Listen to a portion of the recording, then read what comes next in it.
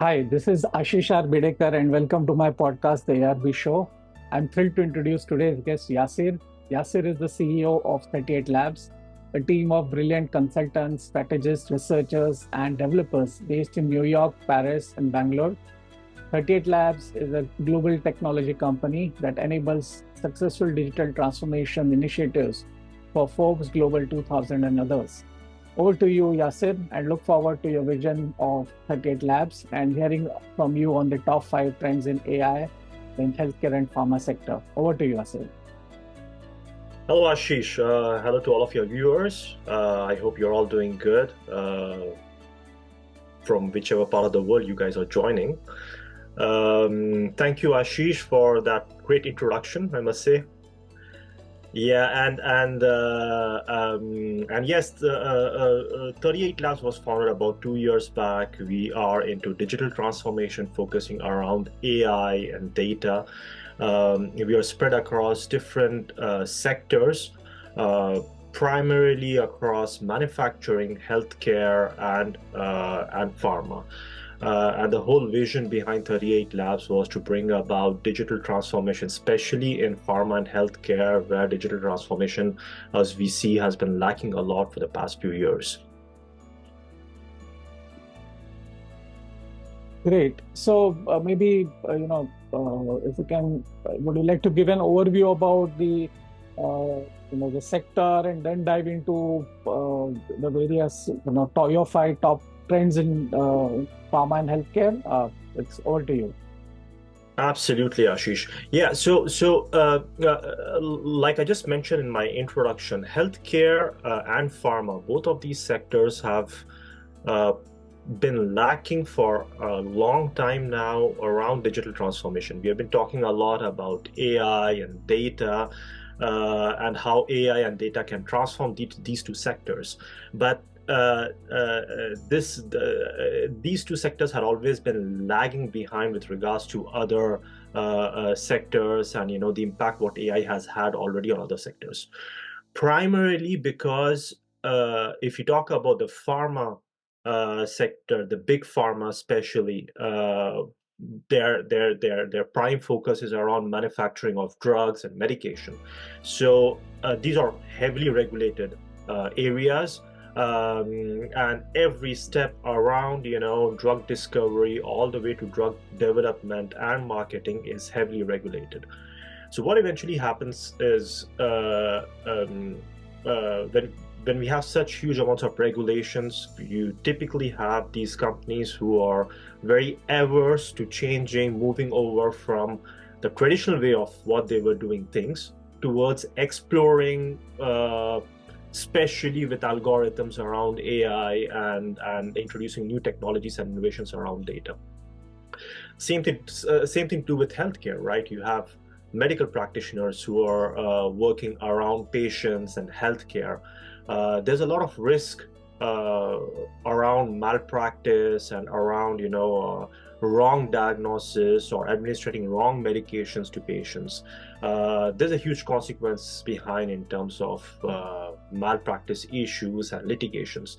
So again, the healthcare sector as well is lacking behind with regards to adoption of AI and data. What you'll all be surprised is, in spite of all of these hurdles, there is a huge value that can be added to these two sectors.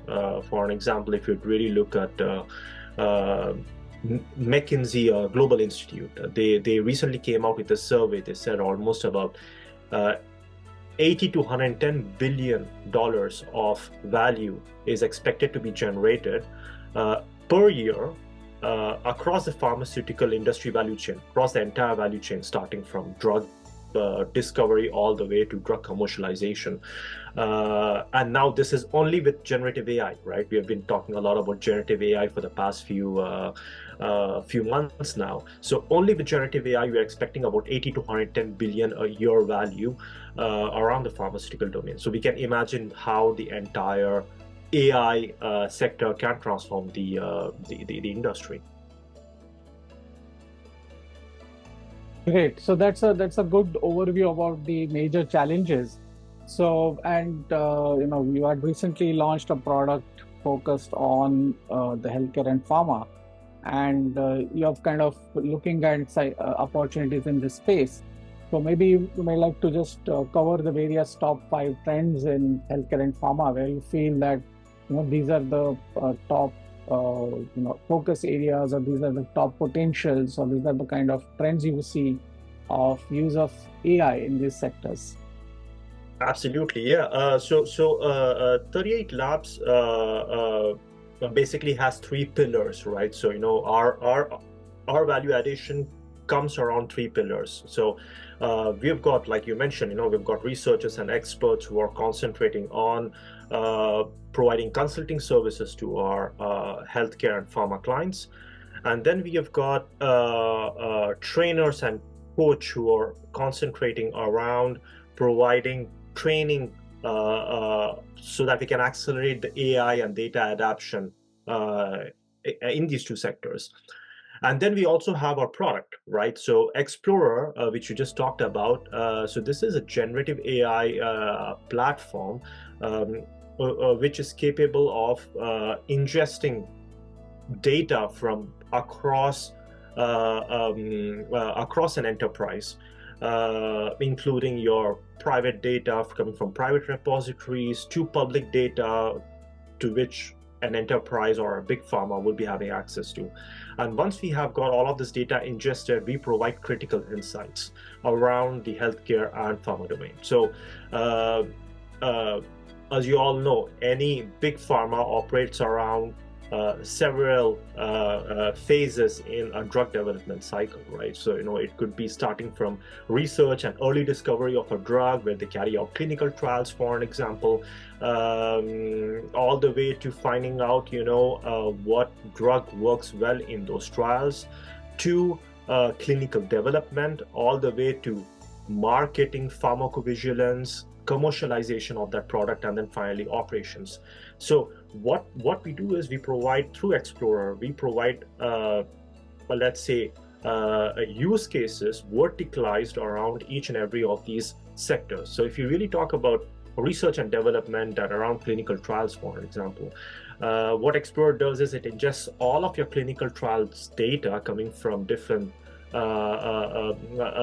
sources. These sources could be open data coming from clinicaltrials.gov to your private repositories comprising of your in-house clinical trials data. And we provide, through generative AI, we provide you critical insights around what was the most recent trial, who carried out this trial, who was a lead sponsor, and whatnot, right? So to sum it up, Explorer is your one-stop solution which contains different use cases across the entire value chain for a pharma domain. What really was the motivation for coming up with this tool, and why do we need these kind of tools in the market? So there are different challenges which today pharmaceutical companies have to overcome. First, there's this explosion of huge data, right? There's quintillion bytes of data which is generated every day, right? Within the sector, within the pharmaceutical sector, but also, coming from public domains. These huge volumes of data sets, it's very difficult for companies to store them and to process them, right? Furthermore, we've got issues and challenges around data models. So if we take a pharmaceutical company X versus a pharmaceutical company Y, for example, and everyone is doing their own way, right? They're storing the data according to their whims and wishes. They want to process it according to their own data models. There's no common platform or no common data model which exists, which is capable of, let's say, unifying data and exchanging data across different organizations. Companies today spend a lot of time on data normalization. So of course, there's huge set of data sets which are coming from different parts of the world. They spend a lot of time in order to clean up those data. We've got issues around privacy and data rights. So in spite of the fact that we have got regulations in the sector and the privacy and data rights such as HIPAA and others, there's still every day we have got privacy laws which are evolving, right? So there's still a lot of work which needs to be done around data governance, data security, and flexibility. And then, of course, tools which generates insights through data using generative AI and machine learning, or even traditional analytics, are still not being completely used. So another study by McKinsey which stated that over 65 to 70% of the tools in today's enterprises, when you talk about AI machine learning tools, are still underutilized, right? So because of all of these challenges, there's still a lot of work which needs to be done around these use cases, such as clinical trials, which I talked about, and that was the motivation of coming up with Explorer, right? Great, fantastic. So here, Yasir, if you can share your views on what are the kind of top 5 trends which you feel for the application of AI in pharma and healthcare, that would really be relevant and useful for the audience. Absolutely. So there are quite a lot of use cases which we're seeing today, which are evolving. Of course, we have been talking about these use cases for quite some time now, starting from 2016, 2017. With the advent of tools around AI and data. But more specifically, I mean, one of the primary use cases which is going to impact the healthcare and the pharma is everything around diagnosis, right? Diagnosis and medical imaging. So today, the way the medical practitioners diagnose images such as X-rays, MRIs, and CT scans is still the traditional way, right? What AI and machine learning, and especially now that we talk about generative AI, is going to do is it's going to transform these areas in a way that medical practitioners are still going to be in the loop, but they're going to spend less time in order to analyze these medical images. That is, AI is going to do a big chunk of the work. There are generative AI algorithms and models out there who have been trained on X-rays, MRIs, and CT scans, who are able to give you a summary of what is contained in those X-rays, MRIs, and CT scans. Right. So moving forward, these models, the generative AI models, will be able to detect and accurately diagnose diseases such as cancer, cardiovascular conditions, and neurological conditions from these images, and provide that as a summary to medical practitioners so that they can take the final decision. Right.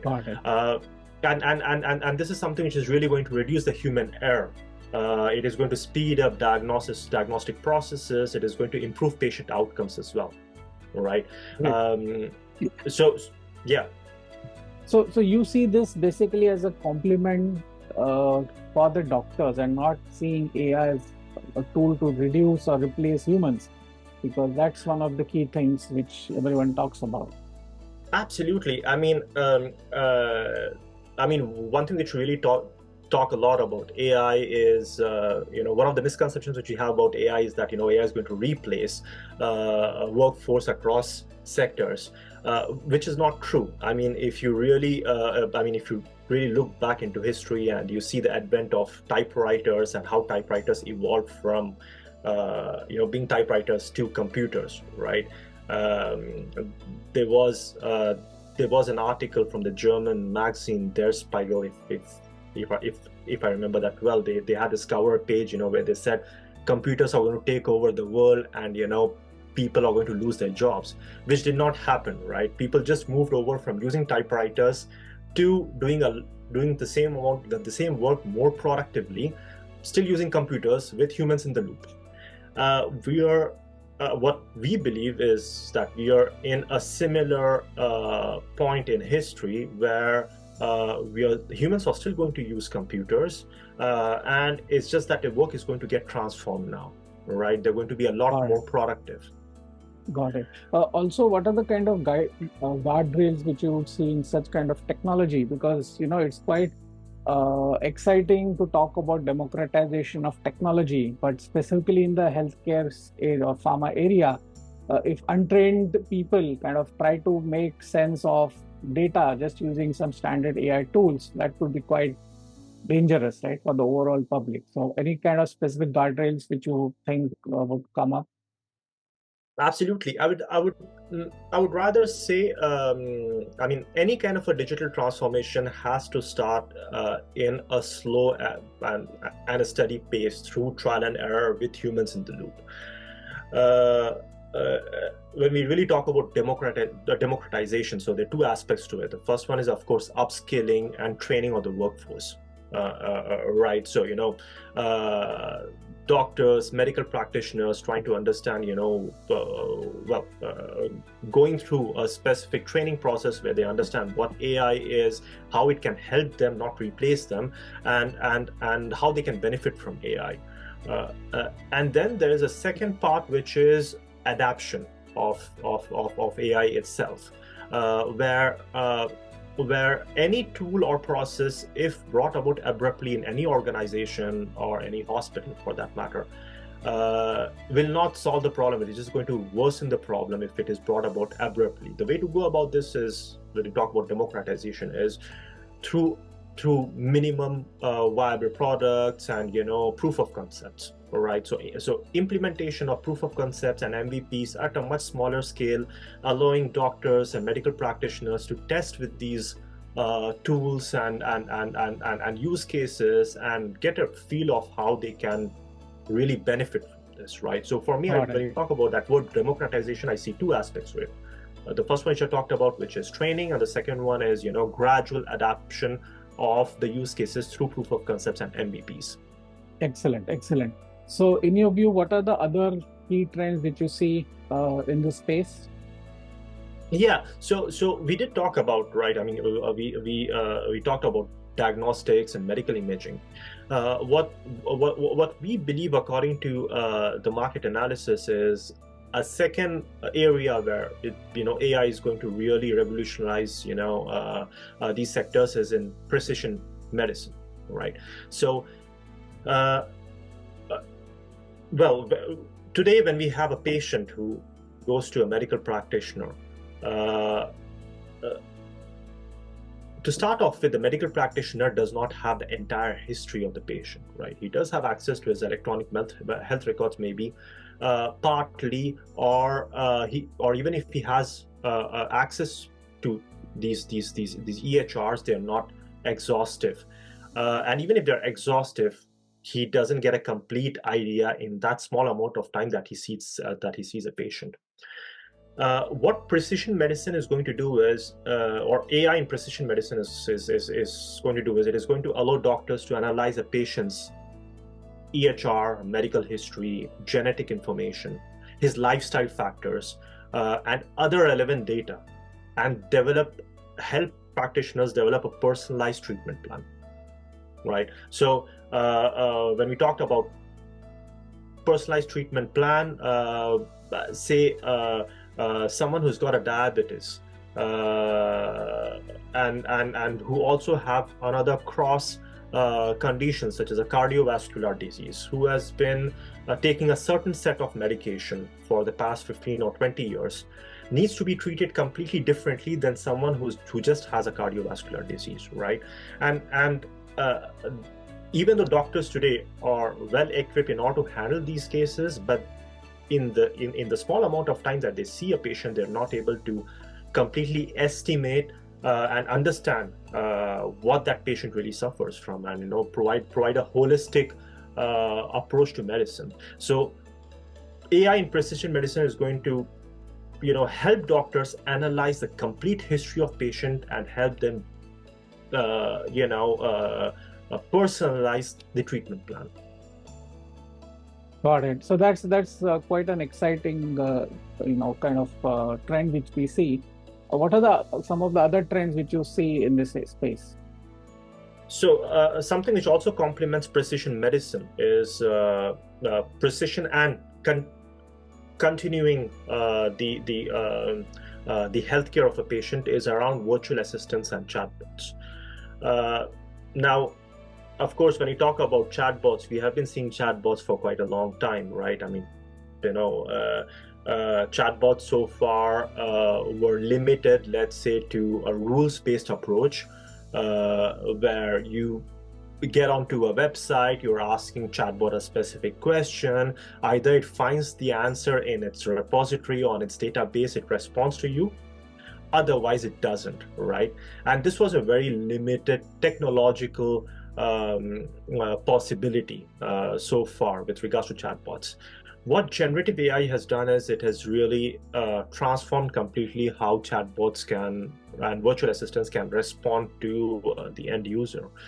I'm sure you will be aware of, the chatbots and generative AI models which were able to answer the USMLE papers and which were able to outperform, let's say, the medical examinations in the US. We've got several other examples. So today we have got chatbots, of course, which are powered by generative AI, which are more powerful, let's say, than 99 percentile of the medical candidates. So this is one area where we are going to see where chatbots and virtual assistants are going to alleviate the burden on healthcare providers. Right. So, when we've got patients who want to ask a specific question and get an immediate access to information, we'll be having a lot of chatbots and virtual assistants answering to the patients and enhancing that patient engagement, let's say, over time. Got it. So also, there's a funny observation by many doctors. They say that the biggest challenge is people and Google, right? Because before seeing the doctor, they would check with Google and they'll get all kinds of idea. But essentially, can I say that when we have a chatbot which is powered by genuine medical information in a controlled manner, that would be relevant, because that is medical advice which is personalized based on your EHR and your exactly earlier. And also, one can also say that such chatbots would be very useful in areas or initial treatment of issues or treatments for, let's say, mental health areas or some other areas where patients might be concerned, right? Or there's a kind of taboo to talk about such subjects, right? So maybe that initial barrier can be broken with chatbots. That's just my take on it. What do you feel? Absolutely, you're right on point, because you actually mentioned everything to do around mental health and psychology and know all of that, the issues around mental health, and chatbots and virtual assistants are really helpful in that area to start off with. I mean, this is also something which you would have noticed when you would have interacted, or your viewers would have used chatbots like ChatGPT. They would have seen that ChatGPT sometimes tends to be overtly sentimental and very emotionally connected sometimes, even though that's an irony. But even though it is a machine, it tends to be very emotionally connected, in the sense that it's using a lot of words such as please and thank you and I'm sorry and whatnot. So apparently there was one of the recent research articles, I believe this was the end of last year, wherein they carried out a study and they realized that on an average, ChatGPT or similar technologies can be a lot more supportive, let's say, when you talk about psychology and mental health cases than a real psychologist, right? Or a Interesting. So we covered, I think, around three key areas or three trends. So what would be the other two trends which you would like to talk about before we wrap up this podcast? Absolutely. So one more, which is probably going to let's say completely transform the way we see, healthcare. Now here, I've been so far talking about healthcare, right? So probably we'll be touching the pharma use cases towards the end. There's something which is called as predictive analytics and early health warning systems, right? So people have been using a lot of health monitoring and wearable devices so far, such as smartwatches and fitness trackers. What patients are not using extensively today are trackers, biomedical trackers, and especially non-invasive biomedical trackers, which are really capable of tracking down your vitals up, and this goes beyond just your regular blood pressure and heart rate. This is really around your glucose levels. For an example, if you're diabetes patients, they're monitoring a few other vitals. So health monitoring and wearable devices, that is going to be combined with electronic health records, right? Again, to carry out predictive analytics and early warning systems. So if a patient who is suffering from a cardiovascular disease, who is doing a lot of strenuous exercise, for an example, receives an SMS or a notification saying that you really need to slow down because you're going beyond your capacity, whereas someone else who does not have a cardiovascular disease, he's doing a strenuous exercise and that's no problem at all, right? So these kind of early warning systems, which are going to intervene proactively and which will prevent potentially adverse events while at the same time monitoring patients' health. That's a fourth area where we'll be seeing a lot of AI in the future. Excellent. And what would be the fifth trend which you would like to cover? This is something around I'm going to move away from healthcare now. It's more in pharma. Of course, pharma is something which is vast, got lots of use cases, like I mentioned, all the way from drug discovery to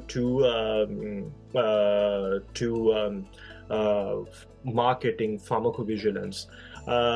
But what we'll really be seeing is looking into real world data and real world evidence coming in from different populations and making use of all of this data for drug discovery. That is how we can accelerate drug discovery thanks to this data around around medicines already used, chemical compounds, for an example, and let's say propensity or positive effects or other negative side effects of a specific population with a specific genomic or a DNA composition towards a specific drug, right? For an example, drug A, I don't know if you take paracetamol, a specific medication, a specific type of paracetamol, for an example, population in North America may not be having the same effects, either positive or negative, to populations, let's say in Australia, for an example. That's because of their genomic and DNA compositions and whatnot. So adapting during the drug discovery phase, adapting your drugs to the specific population, their genomic compositions, and also based on all of the real world evidence and real world data coming in. That's going to be a huge area around which AI and even generative AI is going to impact a lot. Wow, so that's great, because I read somewhere that even the existing body of knowledge is all based on drug trials on men. And for females, the kind of biomechanics is different, right? So probably the same dosage of drug may not work in females. So I mean, essentially, more customized approach to medicine would mean a lot of better and healthy people. So that's the promise is great. And because what you said, it's really interesting, because there's so many variables, right? Each human is unique, and the same drug may have some different impact, right? Compared Right. to, based on the various parameters which you mentioned. And so Yeah, having some kind of a, answer to this complex problem would be great. So that's absolutely. really great, and this really gives a great perspective. Thanks, Yasir, again, and thank you, dear listeners, for tuning in. To subscribe, share, and like this podcast, consider giving the podcast a 5-star rating if you like the content. Bye for now. Talk to you soon. Bye.